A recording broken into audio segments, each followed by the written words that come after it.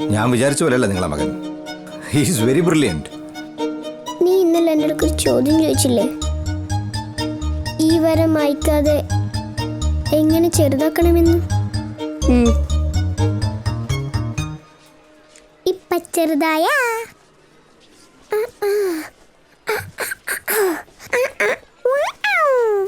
പക്ഷെ ബുദ്ധി പണം പോലെയാണ്. അത് നല്ലതിന് ഉപയോഗിക്കാം, നല്ല അല്ലാത്തതിന് ഉപയോഗിക്കാം. അവനൊരുത്തിന് വഴിതെറ്റി പോകുന്നതിന് നിങ്ങളൊരാൾ മാത്രമായിരിക്കും കാരണക്കാരൻ.